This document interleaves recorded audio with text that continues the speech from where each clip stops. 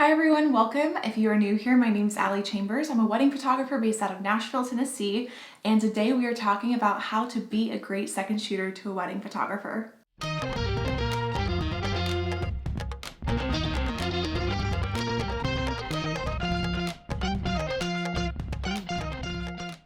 Whether you are new to photography or you are newer to weddings, second shooting is a really great opportunity to gain a lot of experience and to get paid while you're doing it. Now, a lot of these recommendations that I'm going to have for how to be a great second shooter are all based off of things that I look for whenever I'm hiring my second shooters. Every single wedding photographer is going to have different preferences on what they expect out of their second shooters, but this is a general overview of what I like to look for. A lot of these key elements are things that just make my life a lot easier on a wedding day, and these are just things that I expect whenever I'm working with a second shooter, or things that I would advise you if you were going to work with a photographer for the first time. First of all, attention to detail. When I'm shooting a wedding, I'm looking at so many things other than these fine-tuned details. I'm looking at the composition of an image. I'm thinking about all of the dynamics and the characters at play on a wedding day to make sure that I'm sensitive to people's family situations, wedding party dynamics, and the dynamic between the couple. I'm thinking about all of my settings. I'm thinking about the logistics of the day, and it's sometimes easy for me to miss the little tiny details, things like hair ties on the wrist, boutonnieres, phones in the pockets, anything that might be swooping around the face with hair. That's where I really rely on my second shooters to be my second set of eyes. All of these are listed in no order of importance, but if I had to say one that's very important to me personally, it would be creating variety on a wedding day. Now, I've talked about this in a lot of my gear reviews and a lot of my other videos. I love having second shooters that have different focal lengths from me. I don't hire second shooters to get duplicates of all the images. That's why I shoot on 2 card slots. I already get duplicates of each image that I shoot. I don't want somebody who's going to be shooting right over my shoulder and getting all of those same images. There are so many little moments that happen on a wedding day that I don't get to see and that my couple doesn't get to see,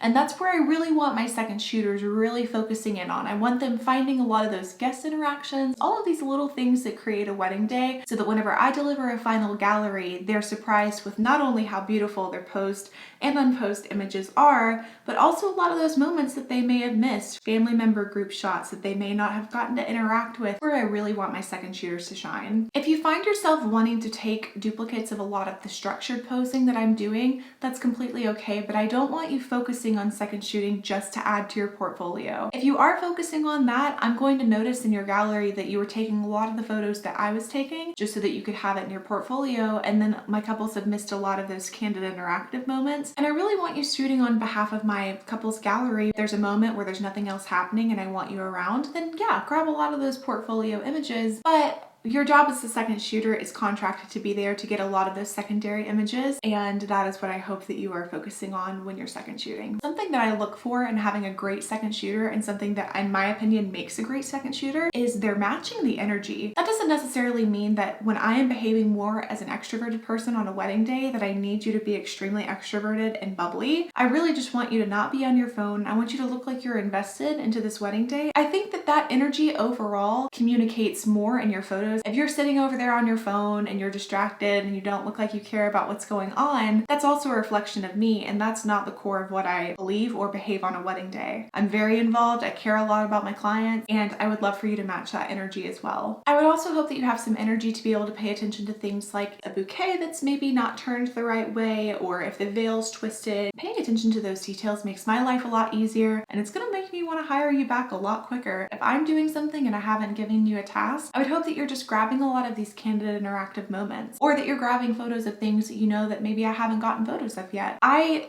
really appreciate when I don't have to give a shot list to a second shooter of things that I would like them to get, but rather that they are taking a lot of the initiative on going out and getting a lot of those photos, which leads me into my next point, which is just having general overall professionalism. Every photographer handles a wedding day differently, and professionalism may look different on a case-by-case basis. I communicate very clearly what I consider professionalism whenever I'm working with a second shooter for the first time through my second shooter's guide, and also just a general overall welcome email. But there may be some questions that you want to ask if you're working working with somebody that you've never worked with before? How much interaction or what kind of interaction are you okay with me having with guests? Another thing that is very common in my business and a lot of businesses of photographer friends that I have in this area is that if you are having an interaction with guests and the guest asks what business you are there working with, it is always etiquette to mention the lead photographer that you are working with. This is not an opportunity for you to promote your own business at second shooting or to promise somebody a discounted rate because maybe they're newer into photography. This is not the space to do that. You are always wanting to circle back and promote the person that you are there for. Another thing that I would consider professionalism for my business and whenever it comes to second shooting is being aware of the timeline, knowing my clients' names, and also reading any questionnaires that I send over to you beforehand. I operate my business with a lot of questionnaires and forms so that I can give a lot of my clients who maybe don't live in the area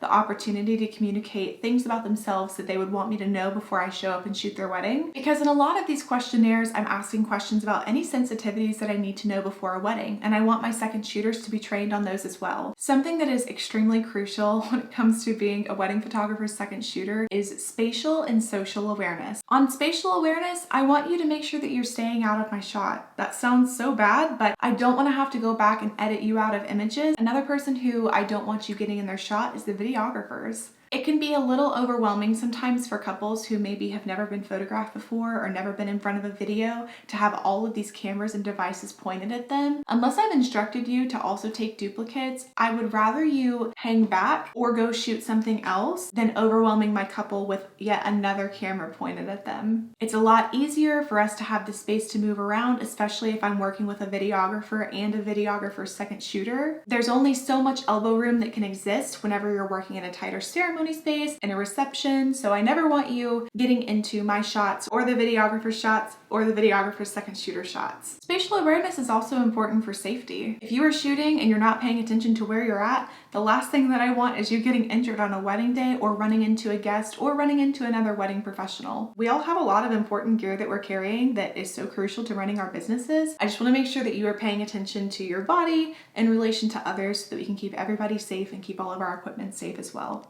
Lastly, I want you to feel creative whenever you're second shooting. I'll add creative shots and I'll also get a lot of those core shots, but in areas where I do want you around me and I haven't instructed you to go somewhere else, feel free to get some creative shots. If you want to do a slow shutter drag, fractal filters, if you want to do multiple exposures, anything that you're feeling creative in, this is kind of your time and space to be able to have fun with it. Whereas I'm getting a lot of those pose photos most of the time and I do have a lot of time for my creative work, I always love to see what my second shooters bring to the table. You may have a whole other skill set that I don't usually use, and I think it's always fun to add that into galleries. These are just a few things that I'm looking for whenever I'm hiring a second shooter, and usually a lot of the tips that I'm giving to second shooters when they're working with me for the first time. If you have worked with a second shooter before and you've hired somebody, or if you have worked as a second shooter before, let me know your experience down in the comment section below. I'm always so interested by what other policies photographers have or things that they think make a great second shooter that I didn't add to the list. Or if you've been a second shooter and you've gotten great feedback from a photographer, leave those down in the comments. I'd love to read through them and hear some of your thoughts. As always, thank you all for watching this video. If you liked it, I'd love for you to stick around and subscribe to my channel to see other videos that I put out there, and I hope to see you next time. Thanks.